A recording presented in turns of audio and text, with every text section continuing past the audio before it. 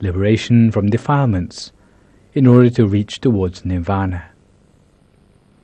Our body is only transient, and we have only temporary use of it. Thus, no matter what may happen, we will not be interested in our body. We must let go of attachment for our body and even for our life. Something we let go of in homage to the teachings of the Lord Buddha. So, no matter what happens, we will not be attached to or worried about our bodily condition. We're going to bring our mind to a standstill. It's our only aim in life, to train the mind to a point where it can be pure and clear, to attain the body of enlightenment inside, not only attaining it, but to become one and the same as it, to know who is our real, true self inside. That is, the body of enlightenment of the Arahant inside of us. And to reach this point in our meditation can be said to be our obligation as a human being, as the Lord Buddha used the words katang karaniyang, something which we have to do for as long as our body is still viable. Once our mind comes to a standstill, we will be able to liberate ourselves from the cycle of existence. So there is no use in being attached to our own body or the bodies of other people, especially those of our relatives or of our husband or wife, because all of these things end up bringing us suffering eventually. They bring us anxiety, absent-mindedness, worries and doubts. They bring all sorts of suffering to us simply because of the fact that we are worried about them. The fact that we are worried about them is because we don't realize our real, true aim in life, the real reason for having our human body in life. Once we don't know about our real aim in life, then it opens the way to hundreds of causes of suffering in our life. So we have to let go of our body. If we don't do it now, then we have to do it anyway at the time when we come to the end of our lives. So we should make our mind relaxed and allow our mind to come to a standstill. Today, as we meditate, we'll take the opportunity to explore the nature of the pathway to nirvana. But before we do that, for those who are newcomers to the meditation, we should familiarize ourselves with the 7 bases of the mind first. According to the original teachings of the Dhammakaya tradition, by the founder, the great abbot of Wat Phak Nam, otherwise known as Prat Mongkon Thep Muni, the originator of this meditation tradition. Because he always started by teaching the pathway of the mind, the pathway of all living beings, the pathway by which all beings are born and die, by which the mind enters and leaves the body at conception and death respectively. The first point on this path, the first base of the mind, is at the nostril. For ladies, the left nostril; for gentlemen, the right nostril. The second base of the mind is inside the nose, just next to the corner of the eye. For ladies on the left side, for gentlemen on the right side. The third base is at the center of the skull, on the same level as the eyes. This point and all the subsequent points are the same for ladies and for gentlemen. The fourth base is at the roof of the mouth. The fifth base is at the center of the throat, just above the Adam's apple. The sixth base of the mind is in the middle of the stomach, at the same level as the navel. Supposing you were to take 2 thin threads, the first running from your navel directly through your back on the horizontal axis, and the second running from the right side to the left side, also horizontal on the same level. The point where these 2 lines intersect, no larger than a pinpoint, is called the 6th base of the mind. This is where a sphere of Dhamma is to be found, which is clear and bright, transparent, and about the same size as the yolk of an egg, with its centre at the point of intersection of the two threads. This sphere of Dhamma is very important, because without this sphere it would be impossible to take birth in human form. If this sphere is bright, your life will prosper, but if this sphere becomes dull or darkened, then it predicts that life will soon bring you problems. Every human being has this sphere at their centre, and the existence of the sphere is proof that anyone who makes an effort in their meditation to the point that they can bring their mind to a standstill can succeed in meditation. This is because they don't need to create anything new in their meditation. All they need to do is to tune in their mind to see what is already there. 2 finger breadths above this intersection of the two threads. Supposing you were to take your index finger and your middle finger together and to place them on the intersection of the two threads, then exactly that distance, the distance of 2 finger breadths above the intersection of the two threads, is what we call the 7th base of the mind. It is the precise centre of our body, and in fact it's this final point which we are interested in. It's the most important of all the bases, of all 7, which we've already mentioned.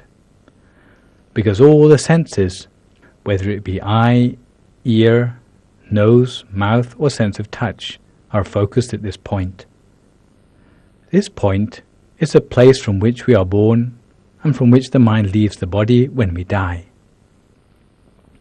When we are born, the spiritual component moves through all the 7 bases of the father. When the father and the mother come together for conception, the spiritual component of the baby to be born comes from the father to the mother, collecting up together with it the physical constituents, going down through the 7 bases of the mind, down to implant itself at the 7th base of the mind of the mother in the womb. When we pass away, it's the reverse process. The mind leaves the body starting from our own 7th base, straight through all the 7 bases, 6, 5, 4, 3, 2, 1, and leaves our body by the 1st base, that is, via our nostril. It is also the location of our mind at the time of our falling asleep, and also at the time of our waking. When we come to the end of our human life, the mind leaves the body starting from our own 7th base, straight through all 7 bases, 7, 6, 5, 4, 3, 2, 1, leaving our human body to seek for rebirth somewhere else in the cycle of existence. It doesn't matter whether the next birth will be as an angel or as an animal. If the dying person is destined for a future rebirth, their spirit has to leave the body via the 7 bases. However, if we don't want to be reborn anymore, the mind has to leave the body by a different path, which is directly through the centre of the 7th base. It is an inward journey for the spirit rather than a journey to take it out of the body. If we are making the inward journey, it is different from making journeys in the outside world, where we have to use our feet to walk or we have to move around. In the outside world, we have to think, we have to take action.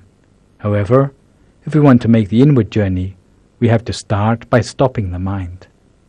The most important point is this one which is 2 finger breadths above the level of the navel in the centre of our body. It's here that we have to bring our mind to a standstill, and it's this place which we have to become familiar with. But in practice, you can just remember it as the point which is roughly in the middle of your stomach.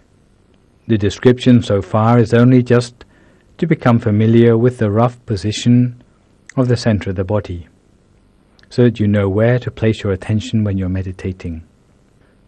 We have to start by giving ourselves the feeling that our mind has come to a standstill at the center of the body. We can do this by giving ourselves the feeling that our mind is visualizing a sphere or a crystal Buddha image at the center of our body. In fact, it can be any object at all which we are familiar with, which has a positive association for us. All we do is remember such an image or visualize such an image at the center of our body instead. It's a way of seeing an image at the center of our body, not seeing with the eyes, but seeing with the mind. For those of you who can see the blue-colored top view of the Buddha image shown on the computer display or television screen, also this is a very useful image which you can use. Establish your mind at the center of the body, in just the same way that we might tether a wild animal to a tree. We tether the mind to the center of the body by using a visualized mental object. The image is like an anchor to keep the mind at the center of the body the whole of the time. If we bring our mind back here each time it wanders, before long we will find out that the mind will start to stay there the whole of the time. As the mind becomes established at the center of the body, it will become able to fall through the center. In fact, all we need to do is bring our mind to a standstill at the center of the body, to allow the mind to do this. In fact, all we need to do is to bring our mind to a standstill at the center of the body, to allow the mind to do this. It is not necessary to do anything else. Simply doing this will set the conditions that will lead us to the beginning of the pathway in a way which we never expected. Once our mind becomes properly adjusted, the sphere inside ourselves will start to expand outwards, enlarging outwards, becoming softer, and revealing at its center a pathway which leads further inside. We will find that there is only one pathway, a single pathway which leads towards nirvana, a pathway which the Lord Buddha referred to as Ekalyana Magga. It is the mainstream which has no alternative way. Thus, for anyone whose mind is not at a standstill yet, we should use the following advice. We have to pretend to ourselves that our mind is already at the center of the body. In fact, we are fooling ourselves a little bit by assuming that. But from the fact that we are happy to place our mind somewhere in the center of our stomach, even though it might not be exactly at the point of the center of the body, the fact that we allow our mind to be free of worry at that point, and do this the whole of the time, by day and by night, before long the mind will find its own way to the center of the body. Once our mind becomes properly adapted, steadfast at the center, then it will come precisely to the center of the body. We will not see brightness in the beginning, but we will have the feeling that there is spaciousness inside, as if our mind is light in weight and at ease. Sometimes we may feel as if we could almost float. Some people have the lesser feeling, which would be more like mere spaciousness inside, as if the breathing becomes more refined, or as if we are alone in empty space. Sometimes we may feel merely that our body seems to expand inside, and it may do so more in one direction than in another. Sometimes we may feel as if it is expanding upwards, so that we feel that we grow so tall that our head might reach the ceiling. Sometimes it feels as if we were contracting, as if our body were being pulled down towards the ground. Some people feel as if they were falling down through the center of the body. If it is less refined than that, sometimes we may feel as if the body is swaying, as if we were sitting on a boat, or as if we were being rocked in a cradle. If it is less refined than this still, Sometimes we may feel as if our hair is standing on end, or we may feel that our heart is beating more vigorously than usual. Sometimes we may feel as if we have lost feeling in part of our body, sometimes just in our legs or in our hands, as if they have become numb, or as if we cannot feel them anymore. When some people come across such feelings, they make the mistake of giving up their meditation, thinking they have not succeeded. But in fact, these are all symptoms that our meditation is nearly at the point of progress. We ought to continue, and we should use our mindfulness to keep ourselves on track, instead of giving up when we come across these sort of experiences. So don't get excited, don't be elated by such experiences, and don't be afraid of anything, not even of death, but maintain your mindfulness and your wisdom, because once your mind reaches the point of equilibrium, you come to the point where there are no thoughts anymore. Even though you try to think, you cannot think of anything anymore. It's not like when you start out in your meditation where, even though you try not to think, you're always thinking about something. It will be almost as if you are not breathing anymore. But even though you're not breathing anymore, you feel that you have more happiness than if you were breathing. Your mind will be steadfast at the center of the body, and your body will seem to be upright of its own accord, so that you have no interest in the outside world anymore. Once your mind has become fully adapted, then the mind will swoop through the center of the body, and there will be a sphere coming up in the opposite direction, which is bright and clear. The smallest size is like a star in the night sky, or like the tip of a needle, very bright but tiny. For some people, for whom it may be of medium size, the sphere won't be the size of the full moon or of the shining sun. These spheres are what we call the sphere of Patamamagga. It arises at the center of the body. It never arises anywhere else. If it does arise anywhere else, then you know it's not the true experience, but rather a distortion of one's proper meditation experience, something which, technically speaking, we call vipassanupagilesa. But once the mind is properly adapted, we will see things bright and clear, but precisely at the center. It's this Patamamagga sphere which the great abbot of Wat Phak Nam referred to as the Dhammanupassana Satipatthana sphere. Loosely translated, it means the sphere of the initial path, because it's the trailhead to the path which will lead us to the noble pathway of all the Buddhist saints. Having seen this sort of thing, then this sort of purity is something which we should try to maintain the whole of the time, whether we are standing, walking, sitting or lying down, eating, or whatever task we may be doing. We should maintain it the whole of the time, reflecting at the center of our body, in order to maintain this state of mind.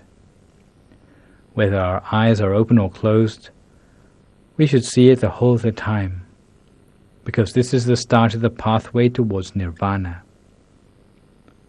If we can maintain ourselves on this path, then we will be on the right pathway to nirvana for every lifetime. We will never lead a life in an unskillful way anymore, and our life will be a life which is supreme. We will not be living our life by trial and error as we have done in the past. Sometimes when we think back over our life, we regret all the mistakes we have made in our life. But once we come to this point in our meditation, we have stillness of mind as our refuge. We will only make our way towards nirvana from this lifetime onwards, and our attainment of human birth in this life will have been worthwhile. It will have been a lifetime of profit for us, and it will be a sign that we will profit in every life, from this time onwards until we enter upon nirvana. It is something which will close the doors to unfortunate rebirth from this time onwards, so that we will not be able to fall into the unfortunate realms anymore. There will be no more straying from the path, and we will be reborn only in the fortunate realms, whether it be the 6 levels of heaven, the 16 levels of form Brahma realms, or the 4 levels of the formless Brahma realms, or Nirvana itself. Therefore, we should give full importance to these experiences, and must train our mind consistently and regularly. If we have not yet attained the Paramamagga sphere, we cannot trust that we will achieve success in life. If we are unable to attain it, then it is as if we have made a loss on our life. We have only things which will bring us regret later in life, and looking back over our life, we will have resentment in retrospect. As for the way in which we should attain the Paramamagga sphere, everyone should let go of all worries in the world, outside and on the inside, everything about the other beings, the environment, and even about ourselves. We should let go of all these things and bring our mind to the center of the body. We must be interested only in our mind, as if we were threading a needle through the center of our mind. Don't use too much effort, don't use too much force when thinking about the center of the body. Think of it as if you were dwelling on something, but do as if you were dwelling on it at the center of your body. And imagine a bright, clear crystal ball, rather like a diamond sphere there, a diamond sphere which has been polished without any blemishes or scratches, about the same size as the tip of our little finger. In fact, any size will do. And imagine this bright and clear like a diamond. It can be the size of the tip of our little finger, the size of the tip of our index finger, or the size of our eyeball. Simply imagine it gently. The only condition is that you should imagine it gently. If you think of it just in a relaxed way, then it will be clear. But if we use too much effort, it will give us a headache. If you find that you are getting a headache from imagining it, then relax and try again. Make sure that the sphere is bright and clear, spherical. If you can imagine how bright and clear a diamond is, then that is about the brightness we ought to be imagining for our crystal ball. Maintain our mind at a standstill at the center of our body, at the 7th base of our mind, because we already know all about this position in our body. Keeping our mind at the center of the body the whole of the time, 2 finger breadths above the 2 threads in the center of our body. Maintain it, remembering the image by imagining it with the mind, not by using our eyes to stare down at the center of our body. If we get the principle now, then we can practice it by ourselves without any problem in the future. But if we don't get it right this time round, then we may be off track every time we practice it in the future. So just relax and work at it slowly. Make sure you get the method right, remembering the bright, clear image at the center of the body, bright and clear, transparent and vivid in our mind, rather as if we were seeing it with our own eyes. But now we are seeing it at the center of our body, maintaining it the whole of the time. So now, may all of you be fulfilled in your wish to attain the triple gem inside yourself. Now each to their own meditation for a few more moments in silence until we come to the appropriate time.